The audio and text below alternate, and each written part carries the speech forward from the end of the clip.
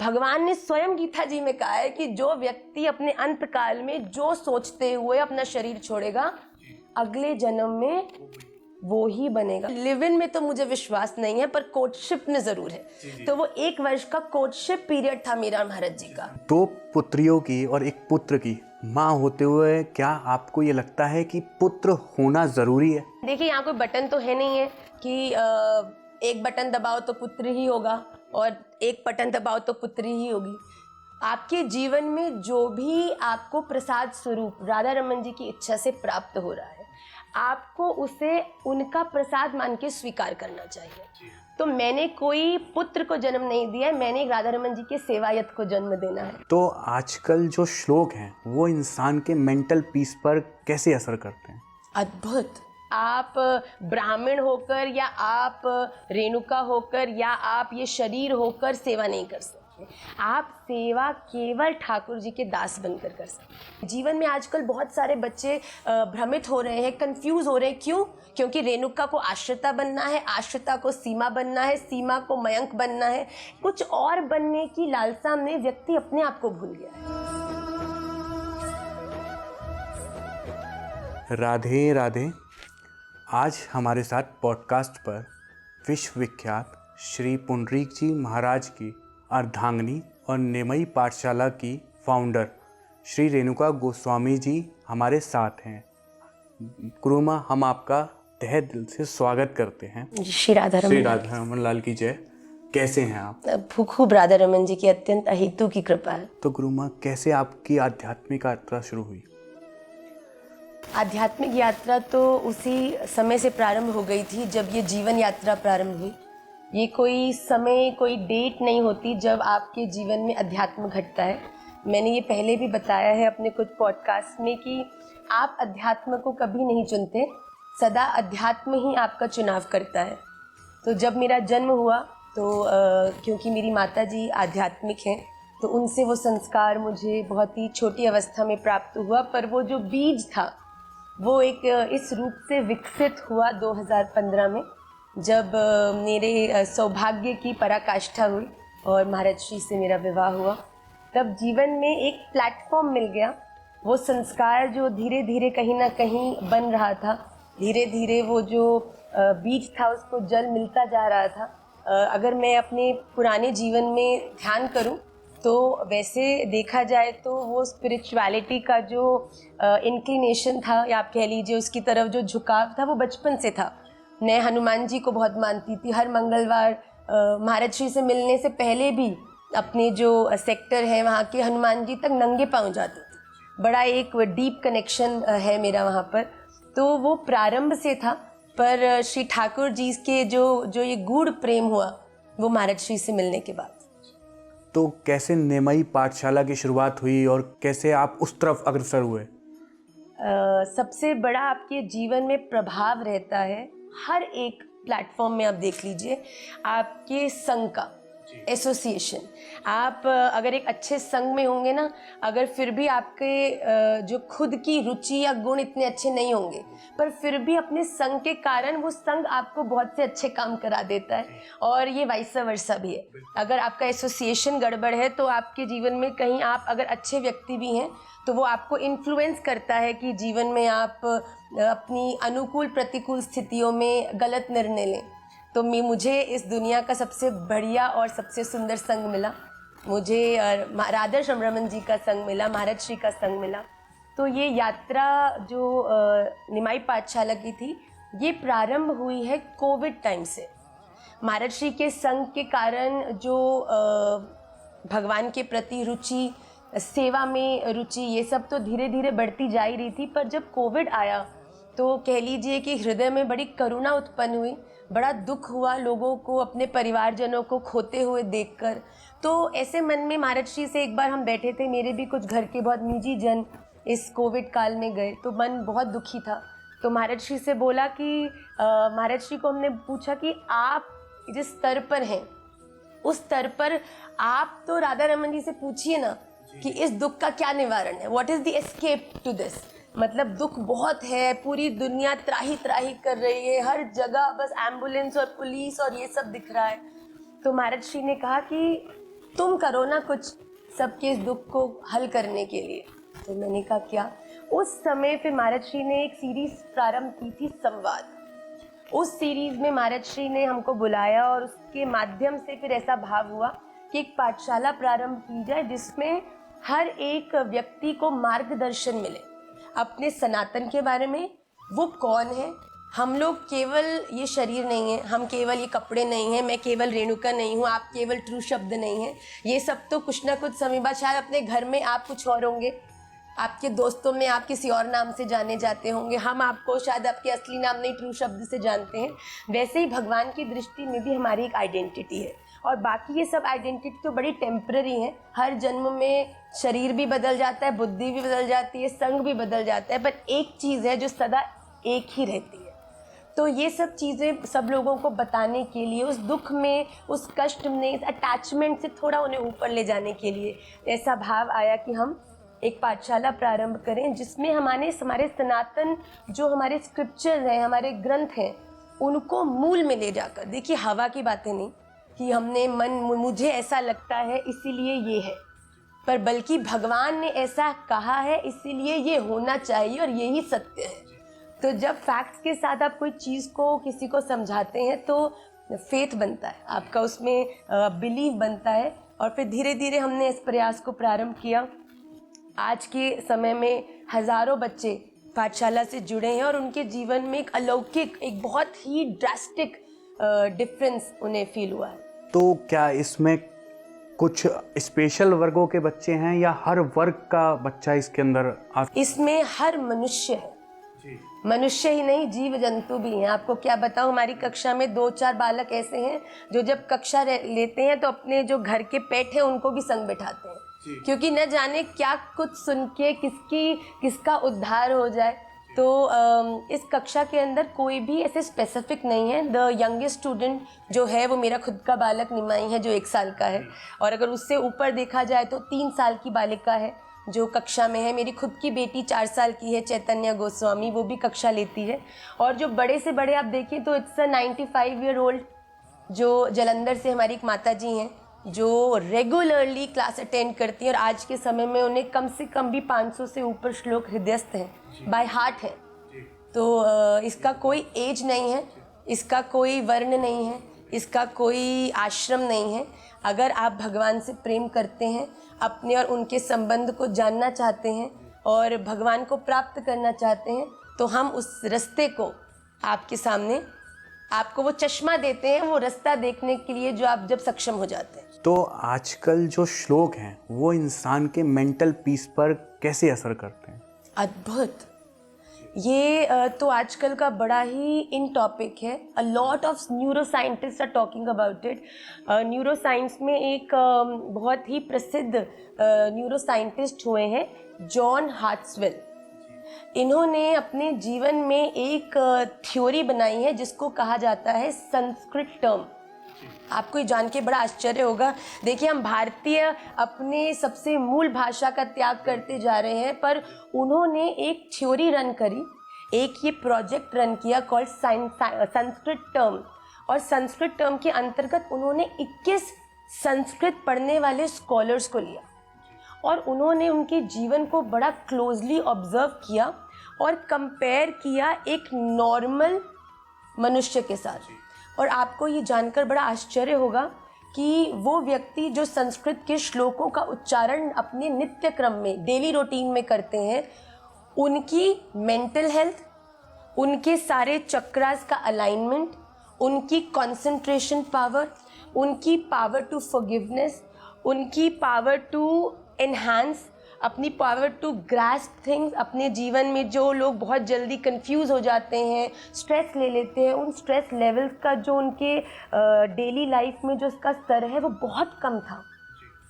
तो जब आप उच्चारण करते हैं तो ऐसी वाइब्रेशंस आपकी बॉडी में होती है, आपके ऑरा में होती है, आपका ब्रेन जो है वो इस तरीके से काम करने लगता है कि आपका इंटेलिजेंस पावर एनहांस हो जाता है। तो हमारे ग्रंथ कितने प्रकार के होते हैं? हमारे ये तो अनगनत हैं, आप गिनती नहीं कर सकते, इतने धार्मिक ग्रंथ आपको प्राप्त हो सकते हैं। पर अगर कोई भी व्यक्ति प्रारंभ करना चाहे, अगर किसी को अपनी स्पिरिचुअल जर्नी प्रारंभ करनी हो ऐसा, क्योंकि मैंने अपने निजी जीवन में किया है, तो मैं उस मार्गदर्शन को करूंगी कि सबसे पहले भगवत गीता का आश्रय लें। एकम शास्त्रम देवकी पुत्र गीतम, एको देवो देवकी पुत्र एव, एको मंत्रस्तस्य नामानि यानि, कर्माप्येकम तस्य देवस्य सेवा। भगवत गीता एक ऐसा ग्रंथ है जो भगवान के ऊपर नहीं लिखा गया है, जो भगवान के द्वारा बोला गया है। तो भगवत गीता का जब आश्रय लेते हैं ना, तो आपके जीवन बिकम्स लाइक अ फेदर। आप इतने लाइट हो जाते हैं, आप इतने अपने जीवन में सॉर्टेड हो जाते हैं कि फिर जो ये छोटी छोटी अपकमिंग डिप्रेशन, स्ट्रेस, कंफ्यूजन, ये सब चीज़ें जो प्रॉब्लम्स आजकल हर यूथ कह लीजिए आप, हर एक व्यक्तिगत के हर एक के जीवन के जो इतने बड़े बड़े प्रॉब्लम्स के रूप में खड़ी होकर आज हमारे सामने हैं, तो वो सब चीज़ें बड़ी सहज हो जाती हैं। तो गीता जी आप कह लीजिए, you have, this is the strongest tool आपके पास है टू ओवरकम दीज प्रॉब्लम्स। आपको अगर इस संसार की बीमारियों से आप ग्रसित हैं, तो भगवत गीता आपके लिए एंटीबायोटिक है, जो आपके जीवन को बिल्कुल डिजीज फ्री कर देगी। मतलब मैंने खुद के जीवन में भगवत गीता का आश्रय लेने के बाद, महाराज श्री से उसका अध्ययन करने के बाद इतना परिवर्तन, आप जिन जिन चीज़ों की टेंशन और स्ट्रेस लेके बैठे हैं, दरअसल वो आपकी है ही नहीं। आप एक ऐसे दरवाजे के अंदर कैद होकर बैठे हैं जिसमें ताला तो लगा है, पर ताले ने उस दरवाजे को बंद नहीं किया हुआ, सिर्फ दिखने में ताला है। आप धक्का देंगे तो सीधा बाहर जा सकते। तो इतना हम लोगों ने अपनी लाइफ को कॉम्प्लेक्स किया है। तो भगवत गीता में भगवान कह रहे हैं, why to take stress Arjun, I am with you. तो जीव, तू स्ट्रेस लेता क्यों है? तू केवल ये देख रहा है कि तू मुझे देख रहा है। हम मंदिर जाते हैं, हम राधा रमन जी को देखते हैं, पर हम ये भूल जाते हैं कि एक रूप से हम राधा रमन जी को देख रहे हैं, पर दूसरे विराट स्वरूप से राधा रमन जी हमारे पीछे भी खड़े हैं, जो हमें कभी गिरने नहीं देंगे अगर हमने उनके चरणों में निष्ठा रखी है। पूजा कैसे की जाती है? क्या पूजा की सेवा में भी कोई अपराध लग सकता है? देखिए, पूजा और सेवा तो बड़ी अलग चीज़ है। पूजा जो होती है वो विधि प्रधान होती है। पूजा का मतलब है कि षोडशोपचार विधि से आप पूजा कर रहे हैं, ठाकुर जी का स्नान हो रहा है, उसके बाद आप ठाकुर जी को वस्त्र धारण करा रहे हैं, तिलक आदि हो रहा है, उसके बाद आप ठाकुर जी को, ये सब है विधि प्रधान। पूजा मतलब the way you serve the lord, आप भगवान को किस तरीके से उनकी अर्चना करते हैं। पर सेवा एक बड़ी अलग चीज़ है। सेवा बड़ी इमोशनल चीज़ है। सेवा आपको विधियों से ऊपर उठाकर प्रेम तक ले जाती है। अब आपका इसमें सबसे सेवा में प्रधान चीज़ आती है कि आप किस भाव से सेवा कर रहे हैं। आप ठाकुर जी को क्या मानते हैं? अगर आप ठाकुर जी को अपना पुत्र मानते हैं तो सेवा का भाव अलग होगा। आप ठाकुर जी को अपना प्रिय मानते हैं तो सेवा का भाव बहुत अलग होगा। तो सेवा में सबसे प्रमुख चीज़ जो मुझे लगता है एक व्यक्ति के हृदय में होनी चाहिए कि आप सेवा कुछ भी होकर नहीं कर सकते। आपको, जैसा मैंने प्रारंभ में कहा, कि आप ब्राह्मण होकर या आप रेणुका होकर या आप ये शरीर होकर सेवा नहीं कर सकते। आप सेवा केवल ठाकुर जी के दास बनकर कर सकते। तो सेवा करते वक्त ये भाव आपका सबसे प्रमुख है कि आप सेवा किस इमोशन से कर रहे हैं। वही ठाकुर जी अगर आपके पुत्र स्वरूप है तो आपका वात्सल्य भाव होगा, एक मदरली लव होगा। पर वही अगर आप ठाकुर जी से एक बिलवेड की तरह प्रेम कर रहे हैं, कांत भाव से कर रहे हैं, तो आपके पूजा, सेवा, हर चीज़ में एक बहुत बड़ा अंतर होगा। जैसा कि महाराज जी के अर्धांगिनी होने के साथ आपका संतों के साथ उठना बैठना बहुत हुआ, तो संतों का जो संग है उससे आपके जीवन पर क्या प्रभाव पड़ा? संतों का संग, जैसा मैंने कहा कि संतों का संग करने की तो मेरी पात्रता नहीं है, पर संतों का आशीर्वाद, क्योंकि महाराज श्री के प्रति सबका इतना लाड है, इतना प्रेम है, तो वो बोनस और बेनिफिट हमको भी प्राप्त होता है। ये राधा रमन जी की बहुत बड़ी कृपा है हमारे जीवन में। तो देखिए, संतों का आशीर्वाद, संत जो समाज है, संत गण है, वो एकमात्र वो जन है इस भूमंडल पर, इस धरती पर, जो डायरेक्टली भगवान से कनेक्टेड है। आप कह लीजिए आपके गुरुजन जो हैं वो एकमात्र ऐसे प्रत्यक्ष प्राणी हैं इस धरती पर जो आपको यहाँ से विदा भी करने वाले हैं और साची कहूँ तो उस लोक में जाके सबसे पहले आपका स्वागत भी करने वाले हैं। तो जब आप उनका आशीर्वाद प्राप्त करते हैं, उनके संग के माध्यम से उनकी ब्लेसिंग्स को प्राप्त करते हैं, इसका अर्थ है कि कहीं ना कहीं राधा रमन जी की दृष्टि में आप आ चुके हैं। क्योंकि जब संत आपसे खुश हो जाए ना, तो ये समझ लीजिए कि राधा रमन जी भी अब चाह रहे हैं कि अब तुम उन तक पहुंच जाओ। तो वो हम लोगों के पास इतनी पात्रता नहीं है इस आजकल के कलयुग में, व्यवहार में, संसार में, कि हम भगवान का ध्यान, मेडिटेशन करें, ढंग से पूजा करें। सेवा करने बैठते हैं तो इतने तो अपराध बना बैठते हैं, हमें कोई इतनी समझ नहीं है किसी को भी। पर जब भगवान हमसे किसी ना किसी भाव से प्रसन्न हो जाते हैं ना, तो हमारे जीवन में संतों को भेज देते हैं, गुरु को भेज देते हैं, जो हमारे गलतियों पर जब मैया नहीं होती, बच्चा कुछ गलत करता है तो मैया उसको पर्दा डाल के पिताजी के सामने कहती है, अरे ये तो मेरे से हो गया, उससे नहीं हुआ, तो मेरी गलती है। तो वैसे ही गुरुजन भी ऐसे ही करते हैं कि ये कुछ गड़बड़ अगर हो जाती है तो उसे ठीक कर कर, जैसे कि एक मैया अपनी लाली को, एक नए वर को जब देती है, उसका शादी होता है, उसको कितने प्रेम से तैयार करती है, एक एक चीज़ बेस्ट उसे धारण कराती है कि जैसे ही लड़के वाले देखें तुरंत ही हाँ कर दें।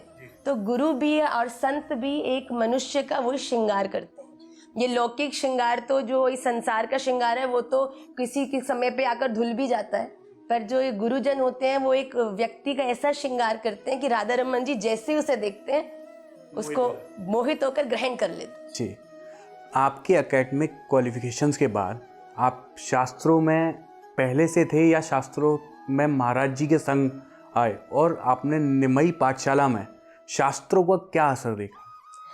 देखिए, हमें आपने बहुत सारे प्रश्न एक संग पूछे, पर मेरे जीवन में जो आध्यात्मिक अध्ययन है, तो ये तो आपको मैं अगर सत्य रूप से कहूँ वो महाराज श्री के संग के बाद ही प्रारंभ हुआ है।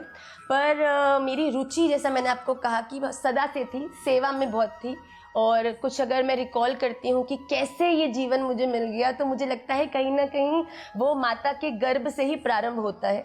मैंने अपनी माता से भी जब पूछा तो उन्होंने बताया कि हाँ, जब मैं उनके गर्भ में थी तो काफ़ी सेवा, संतों का आगमन ऐसा होता था हमारे घर में, तो वो संस्कार कहीं ना कहीं जुड़ा। तो पर जो अध्ययन है, जिससे कह लीजिए आप भागवत जी का श्रवण हो गया, क्योंकि आई वॉज जस्ट 21 साल की उम्र में मेरा विवाह महाराज श्री के संग हो गया। मतलब 22 साल में मेरी विवाह हुआ, 21 में महाराज श्री से मेरी भेंट हुई, और वो 1 वर्ष मैंने खूब भागवत जी सुनी। क्योंकि महाराज जी ने मुझे, आपसे अभी पॉडकास्ट में महाराज जी ने बोला ना, आपने कहा लिव इन का क्या अर्थ है, तो महाराज जी का लिव इन में तो मुझे विश्वास नहीं है, पर कोर्टशिप में ज़रूर है। तो वो 1 वर्ष का कोर्टशिप पीरियड था मेरा महाराज जी का, जिसमें आपको सत्य बताऊं तो महाराज श्री मेरे दोस्तों से मिलते थे, एंड वो बड़े कूल, मेरे दोस्त कहते ये कोई संत है भाई, ये तो मुझे लगता है मॉडर्न वर्ल्ड के भी जो मॉडर्निटी की पराकाष्ठा होंगे ऐसा कोई व्यक्ति है। धोती पहन के, गॉगल्स पहन के महाराज श्री उनके सामने जब इंग्लिश की, साइंस की बातें करते तो वो लोग इकोनॉमिक ऑनर्स के स्कॉलर्स होके भी मुंह खुले रह जाते कि रियली। और फिर महाराज श्री ने मुझे ये स्पेस दिया कि मैं भी उनके इस व्यवहार को समझूं। और फिर जब मैं भागवत जी में जाती और महाराज श्री की कथा श्रवण करती तो मुझे एक बड़ा ही पीस, एक बड़ी कंटेंटमेंट अपनी हृदय में फील होती। तो 1 साल हम दोनों ने खूब एक दूसरे के जो बैकग्राउंड थे उसके तरफ अपना परिश्रम किया, और फिर धीरे धीरे वो प्रारंभ हुआ, मेरी रुचि बनने लग गई। और अब तो ऐसा है कि अगर महीने में कम से कम 1 भागवत जी नहीं मिलने सुनने को, बड़ा प्रयास करके बच्चों के स्कूल के साथ भी, पर राधा रमन जी की बड़ी कृपा है, वर्चुअल आजकल सब सुनने को मिल जाता है। तो अब तो राधा रमन जी, श्रीमद् भागवत महापुराण, ये तो प्राण जैसे हो चुके हैं। कहते हैं ना कि आपके जीवन में जब एक बड़ी आपको लत की आदत पड़ जाती है तो ये सब छोटी व्यवहार, संसार, बड़ी छोटी चीज़ें लगने लगती हैं। तो अब महाराज श्री के संग का ये प्रभाव है कि जीवन बहुत सुंदर हो चुका है। राधा रमन जी से खूब प्रेम है, और राधा रमन जी भी प्रत्यक्ष समय समय पर अपनी कृपा का, अपनी अनुभूति का हमें एहसास कराते रहते हैं कि तुम चिंता मत करो, मैं खड़ा हूँ। तो बड़ा सुंदर हमको ऐसा लगता है। तो पर ये भी बहुत सारे बच्चे हमसे प्रश्न करते हैं, जिज्ञासा करते हैं कि माँ, भक्तों के जीवन में तो बड़ा कष्ट है, जो लोग भक्ति नहीं कर रहे वो तो देखो पैसा पे पैसा बना रहे हैं, आज मर्सिडीज़ है, कल उससे बड़ी गाड़ी में घूम रहे हैं, लग्जरी है, और जो भक्त हैं वो लोग बड़ी दुर्बल स्थिति में, घर वाले ही साथ नहीं ले रहे हैं, जो कुछ है वो भी छिनता जा रहा है। तो ऐसे में मेरे मन में ऐसा एक दृष्टांत आता है कि एक बार नारद जी ने भी भगवान से यही पूछा था। हाँ, नारद जी भगवान के पास गए, बोलने लगे भगवान ये क्या हो रहा है सृष्टि पर कि जो लोग भजन नहीं कर रहे हैं वो तो बेचारे रोते जा रहे हैं, जो भजन कर रहे हैं वो रोते जा रहे हैं, और जो भजन नहीं कर रहे हैं वो लोग तो देखो जीवन में सक्सेसफुल पे सक्सेसफुल हो जा रहे हैं। ये तो बड़ा उल्टा सिस्टम चल रहा है। तो भगवान ने कहा नारद जी चिंता मत करो, चलो हम भूमंडल पे चलते हैं। तो दोनों एक नॉर्मल साधु का वेश धारण करके धरती पर आ गए। तो पृथ्वी पर आए तो एक बहुत बड़े बिजनेसमैन के दरवाजे पर खटखटाया, करोड़ों अरबपति। तो जैसी खटखटाया तो उन्होंने खोला, कहते हैं साधु बड़े भूखे हैं जी, कुछ खाने के लिए दीजिए। तो बिजनेसमैन क्रोधित होने लगा, अरे पता नहीं कहाँ कहाँ से आ जाते हैं रोज भिखारी कहीं के, ऐसे बुरा बुरा बोल के धक्के मार के घर से बाहर निकलवा दिया। मैं सो रहा था, मेरी नींद खराब कर दी तुम लोगों ने। तो जैसे ही वो बाहर जा रहे थे तो नारद जी कहते राम राम राम राम, भगवान देखो कितना अनादर है यहाँ पर भूमंडल पे, देखो कितना दुष्ट ये व्यक्ति था। तो भगवान आगे चलते गए और कहने लगे मैं चाहता हूँ इसके पास और ज़्यादा से ज़्यादा पैसा है। नारद जी हैरान, कह रहे भगवान को क्या गया, एक तो धक्के मार के निकाल दिया, पानी तक नहीं पिलाया, खाने को मांगा तो नहीं दिया, उसको आप कह रहे हो तेरा पैसा बढ़ता जाए। तो नारद जी बोले चलो भगवान है, अब क्या जिज्ञासा करें, क्या ज़्यादा बोले, आगे चल दिए। अब उसके बाद गए एक कुटिया के अंदर, वहाँ एक बूढ़ी रहती थी, छोटा सा मंदिर था, थोड़ी थोड़ी उसमें कुछ खाने पीने को बड़ी थोड़ी थोड़ी सी कुछ वस्तुएं थी। जैसे ही खटखटाया उस बूढ़ी को कहा मैया कुछ खाने को दो, साधु भूखा है, भिक्षाम देही। तो वो मैया ही कहने लगी बाबा खाने को तो कुछ है नहीं, बहुत थोड़ा थोड़ा था, वही मैंने भी खा लिया, पर मेरे पास एक गैया है, बाहर एक गैया बंधी हुई थी। तो कहा ये गैया है, मैं तुम्हें गैया से दूध पिलवा सकती हूँ, तुम प्रतीक्षा करो। तो बाबा दोनों बैठ गए भगवान और नारद जी। तो गैया का फ्रेश दूध काढ़ो मैया ने और पिला दिया दोनों को। अब नारद जी बड़े प्रसन्न, चलो कुछ तो मिला कहीं से, कह के आगे बढ़ गए। और जैसे आगे बढ़े भगवान कहते कुछ दिनों में इसकी गैया मर जाए, कुछ दिनों में इसकी गैया का समय पूरा हो जाए। अब नारद जी का माथा खराब हो गया, भगवान आपको कुछ हो गया, बुखार चढ़ गया है, क्या हो गया, आप सारे फिलॉसफी गलत करे जा रहे हो। तो भगवान बड़े प्रेम से नारद जी को देखने लगे और कहते देख तू मेरी ना गणित समझ नहीं रहा। नारद जी ने कहा बिल्कुल नहीं समझ रहा, समझाइए। तो भगवान ने बोला कि मैंने उस व्यक्ति के लिए ज़्यादा पैसा क्यों मांगा, क्योंकि जब वो पैसा और आएगा तो उसका पूरा ध्यान पूरा जीवन पैसा में रहेगा। आज इतना कमा लूँ, आज इतना कमा लूँ, आज इसको पीछे छोड़ दूँ, आज ये आ गई है तो आज इससे बढ़िया वाली ले आऊँ। पैसा आता जाएगा तो वो जो जीवन की अटैचमेंट्स है इस वर्ल्ड के साथ वो बढ़ते जाएंगे। और अंत काले च मामेव स्मरन् मुक्त्वा कलेवरम यः प्रयाति समद्भावम याति नास्त्यत्र संशय। भगवान ने स्वयं गीता जी में कहा है कि जो व्यक्ति अपने अंत काल में जो सोचते हुए अपना शरीर छोड़ेगा अगले जन्म में वो ही बनेगा। भगवान ने कहा मैंने इसकी व्यवस्था कर दी है कि इसको इतना पैसा मिलेगा इस जन्म में कि उस पैसे में इतना उलझा रह जाएगा कि आखिरी समय में भी पैसा पैसा पैसा करता ही मरेगा। और जब यही करते मरेगा अगले जन्म में बनेगा सर्प, और सर्प बनेगा और फिर उसकी बड़ी होगी दुर्दशा। पर उसने कहा दूसरी तरफ वो जो मैया है उसके पास इस दुनिया में अटैच होने के लिए केवल ये गैया ही थी। और अगर इससे पहले, इसकी गैया से पहले अगर ये मर जाती ना तो इसके चिंतन में भी इसकी गैया रहती कि मेरी गैया कैसी है, उसका कौन ध्यान रखेगा, मेरी इतनी सेवा करी मेरी प्यारी गैया, इसीलिए मैंने पहले उसकी गैया को बुला लिया। अब जिससे वो फ्री हो जाएगी, अब वो केवल मेरा ही स्मरण करते हुए अपने प्राण त्यागेगी और फिर ब्रह्मा अर्पणम ब्रह्म हविर ब्रह्माग्नौ ब्रह्मणाहुतम ब्रह्मैव तेन गंतव्यम ब्रह्म कर्म समाधि, कि मेरा ध्यान करते हुए ही जब वो शरीर त्याग करेगी तो वो मुझ पर ब्रह्म परमात्मा को ही प्राप्त हो। दो पुत्रियों की और एक पुत्र की माँ होते हुए क्या आपको ये लगता है कि पुत्र होना ज़रूरी है? देखिए मेरे ख्याल से जीवन में एक अच्छी संतति होना ज़रूरी है। आपके जीवन में देखिए यहाँ कोई बटन तो है नहीं है कि एक बटन दबाओ तो पुत्र ही होगा और एक बटन दबाओ तो पुत्री ही होगी। आपके जीवन में जो भी आपको प्रसाद स्वरूप राधा रमन जी की इच्छा से प्राप्त हो रहा है, आपको उसे उनका प्रसाद मान के स्वीकार करना चाहिए। देखिए, आजकल पुत्र और पुत्री में कोई अंतर नहीं है, ये हम सब जानते हैं। पुत्र भी उतना ही फ्लरिश कर रहे हैं, प्रोग्रेस कर रहे हैं जितनी पुत्रियां कर रही हैं। पुत्रियां भी अगर आप देखिए किसी भी फील्ड में कम नहीं है, बल्कि एक दो कदम आगे ही है। तो मैं ये कहती हूँ कि पुत्र पुत्री में कोई अंतर नहीं है। पर जैसा कि आपने कहा कि आपके यहाँ पे 2 पुत्रियाँ हैं और फिर 1 पुत्र है, तो मैं यहाँ पे ये चीज़ क्लैरिफाई करना चाहूँगी कि मेरा कोई पर्सनल इंटरेस्ट एक पुत्र को प्राप्त करना कभी भी नहीं था। मैं एक ऐसी परंपरा से आती हूँ जहाँ पर अपरस की सेवा एक गोत्र और एक रक्त से पिछले 38 जनरेशन से हो रही है। तो मैंने कोई पुत्र को जन्म नहीं दिया है, मैंने एक राधा रमन जी के सेवायत को जन्म देना है।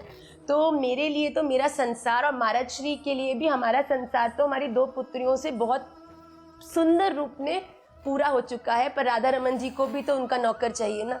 तो उस भाव से राधा रमन जी से प्रार्थना करके और उनकी इच्छा से, देखिए राधा रमन जी के एक व्यक्ति को ही उनके नौकर की सबसे ज़्यादा चिंता होती है। अगर आज कहीं किसी घर की नौकरानी चली जाए तो सबसे ज़्यादा नौकरानी को चिंता नहीं, उसको तो 10 घर मिल जाएंगे, पर सबसे ज़रूरी मालिक को होता है कि मेरा घर साफ कौन करेगा। तो हमने भी उस सही समय की प्रतीक्षा करी जब राधा रमन जी को हमारे द्वारा उनके उस नौकर की स्वीकृति हो। तो जैसे राजा दशरथ ने भी राम जी के लिए यज्ञ क्यों कराया? क्या आपको लगता है उनको पुत्र की आवश्यकता थी? नहीं, उनको केवल इस चीज़ का भय और डर था कि मेरे बाद मेरी इस प्रजा का ध्यान कौन रखेगा, मेरी इस परंपरा का विस्तार कौन करेगा। इसी भाव से उन्होंने इस यज्ञ को संपन्न कराया। तो हमारे जीवन में भी मैं ये बार बार क्लैरिफाई करना चाहती हूँ कि पुत्र और पुत्री में कोई अंतर नहीं है। आपके जीवन में एक अच्छा बच्चा, संतति होना बड़ा अनिवार्य है, अब चाहे उसका जेंडर कोई भी हो। पर हमारे विषय में ये भिन्न क्यों है? लोग पूछते हैं कि अच्छा आपको अगर लगता है इक्वल है तो आपने क्यों तीसरा पुत्र को जन्म दिया? तो मेरा विषय इसलिए है क्योंकि मैंने पुत्र को नहीं, राधा रमन जी के सेवायत को जन्म दिया। गुरु माँ होने के नाते जी, वात्सल्य प्रेम से आप आज के यूथ को कुछ मैसेज देना चाहते हैं? बिल्कुल, there are so many things I want to say. और मैं निमाई पाठशाला में एवरी वीक सूत्र देती हूँ जिसके माध्यम से मैं उनको बहुत सारी चीज़ें जो मेरे दिल में होती हैं, जो शायद मैं अपने बच्चों को भी समझाना चाहती हूँ, वो सब मेरे बालक हैं, उनको मैं समझाती हूँ। पर अगर एक सूत्र आप मुझे पूछेंगे तो मैं यही कहूँगी कि आप बहुत सुंदर हैं, आप इस पूरी दुनिया में यूनिक हैं। अगर आप इतने कॉमन होते तो राधा रमन जी आपके जैसे और नहीं बनाते। आपको लगता है आपके अलावा इस दुनिया में आपके जैसा कोई और है? मेरे जैसा कोई नहीं है। राधा रमन जी की मैं एक लौती अपने जैसी कृति हूँ। तो अपनी उस यूनिकनेस को आइडेंटिफाई करें। जीवन में आजकल बहुत सारे बच्चे भ्रमित हो रहे हैं, कंफ्यूज हो रहे हैं। क्यों? क्योंकि रेणुका को आश्रिता बनना है, आश्रिता को सीमा बनना है, सीमा को मयंक बनना है। कुछ और बनने की लालसा में व्यक्ति अपने आप को भूल गया। पर जिस दिन हम लोग अपने आप को देखने लगेंगे, समझने लगेंगे, अपने हृदय में जो भगवान ने हमें क्वालिटीज़ दी हैं, अपनी सुंदरता को समझने लगेंगे, आई थिंक उस दिन आप समझ जाएंगे कि शायद राधा रमन जी आपसे ज़्यादा किसी को प्रेम नहीं करते। आपसे बात करके मेरे को बहुत अच्छा लगा। जैसे महाराज जी की बातें सुनते सुनते कोई भी खो सकता है, सेम बिल्कुल आपकी ही बातें सुन के कोई भी मंत्रमुग्ध हो सकता है। जब गुरु इतना सुंदर होता है तो शिष्य भी गुरु का ही एक स्वरूप है। तो गुरु के जैसा शिष्य है तो मेरे गुरुदेव महाराज जी हैं, इसीलिए शायद आपको ऐसा फील हुआ। जी, मैं अभी आपसे यहीं विराम लेना चाहूँगा, पर मैं महाराज श्री के साथ दोबारा आपसे भी मिलने ज़रूर आऊँगा। जी, ये मेरी राधा रमन जी की खूब कृपा होगी कि मुझे भी ये सौभाग्य दोबारा मिले। जी, राधे श्री राधे।